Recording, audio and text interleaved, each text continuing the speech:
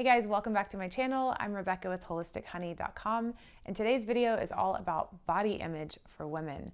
So I myself have spent over a decade in the fitness industry, both training women, training my body, being really rigid about my schedule. I grew up as a high school athlete. I've pretty much done sports my entire life. So that competitive drive was really natural for me.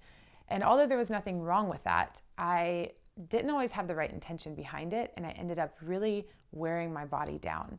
So I want to talk about this today because it's something I kind of see as an ongoing issue with clients of mine, fellow friends of mine that ask for advice. And that's really just how to have a healthy body image about the goals that we set, or a healthy body image with the goals that we set. So for example, for me in my 20s, my workout regimen was much different than it is now. And although maybe on the outside would have looked like I was in better shape, I was inside just in complete turmoil. And the motivation or the intention behind what I was doing for my body was not really in the healthiest mindset. I was telling myself that this is so I can feel good and be healthy, but like I said, was just really draining myself dry. I was not in tune with my body as far as what it really needed, how it was feeling day to day. I'd kind of cut that off, that mind-body connection. I was doing it for reasons outside of myself to try to feel better instead of doing it from a healthy place. I was in a relationship at the time that was not the healthiest, and towards the end of that, I knew on a internal level, or intuition told me that I was being cheated on. And so for me, it was like I couldn't control what was happening. So all I could control was what I was doing with myself, with my body. And so I was trying to be perfect. I wanted to look the best so my partner would choose me. I wanted to almost like looking for outside validation. And granted, this was all subconscious. This is not something I was doing obviously or on purpose, obviously not very healthy, but it really woke this up in me in my later years. Is, now in my 30s, I want to work out to just truly feel good. There are going to be days where I feel like going hard in the gym and I push, and I love strength training. It's probably one of my favorite things to do. However, some weeks I don't feel up for that. Some weeks I feel like that completely drains me. And then if I try to force myself into doing it, I'll go down this spiral of, feeling shame over I didn't get a great workout, or I'm way less strong than I used to be, or I missed that workout, so now I'm beating myself up. Obviously, that's not going to be healthy. That's not going to make that's not going to make us happier, and that's really doing no good for us. So I realized that being in tune with my body, having some somatic awareness, just knowing how I feel, not only day to day, but hour to hour, week to week, monthly, like obviously with our hormones, we're going to feel different day to day and week to week. So just getting really in tune with that. I did that a lot through meditation and yoga, and those are two of my favorite ways. Dancing is a third, to just tap into that feeling, But that's really important when it comes to meeting our goals. So today I have 3 different ways for you to really create a healthier body image, as well as meet the goals that you're trying to get to physically. So the first one is intention and goal setting. So when I sit down with a client and they tell me, for example, they want to lose 10 pounds. Great, okay, that's doable. We can do that. But what is your intention behind that? So as an exercise at home, you could list your goals out, but then get really curious and really honest with yourself about why you have those goals. So for instance, if I want to lose 10 pounds, is that because I feel a lot better there? I fit into the clothes that I love. I feel more energetic. I feel more vibrant. I just feel more like me. All those are great reasons. Or is it because I'm unhappy in a partnership and I want to look better, thinking that's going to make it better? Or I'm single and I want to change that, so looking better is the only thing I can think of to draw people in. So if you see the differences, there's the internal, healthier version of how we look at this, and then there's the external. If this is all about shaming yourself because you're not where you were 10 years ago, then honestly, it's going to be even harder to meet your goals, because your mind is talking to your body, even if you're not aware of it. Those subconscious negative feelings start to really nag at you. And sometimes there are reasons that our body is holding on to weight way outside of what we're consciously aware of. And so this is that's a video for another day. We'll go deeper, but this is really important. Finding the intention behind your goal setting, number one. Number two, somatic awareness.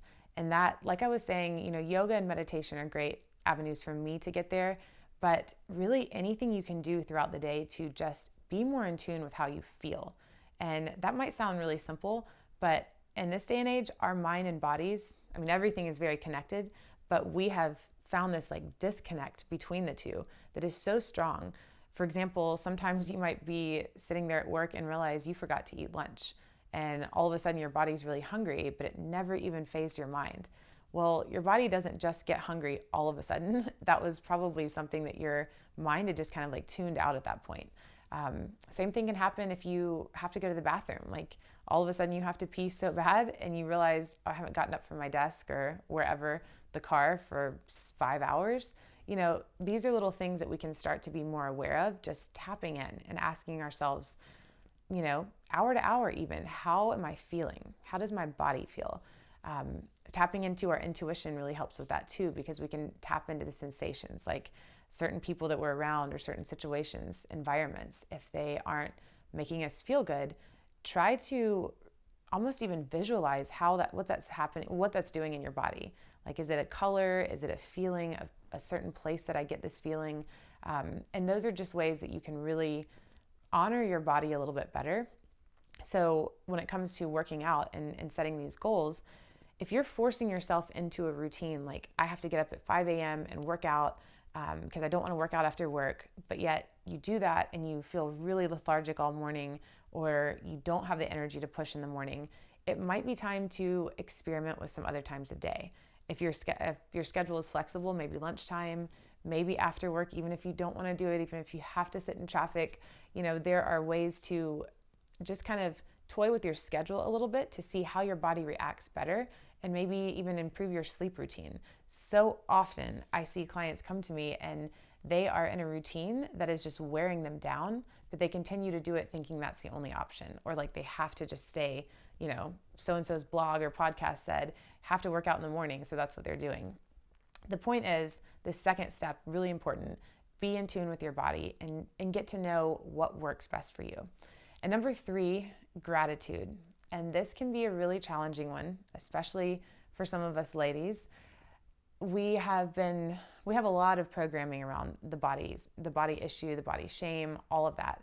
And while I'm not going to go too deep into that, that plays a major role in how you treat your body, how you see results when you do go to the gym, to yoga, to any kind of exercise routine that you're doing, is really having gratitude for just the fact that you have a body, the fact that we're alive.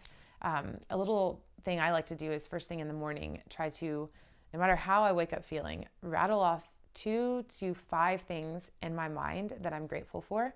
And if I'm dealing with some body image issues at the time, then I no doubt will put things about my body, like the most simple things. I'm so grateful that I have feet to walk. Some people can't walk.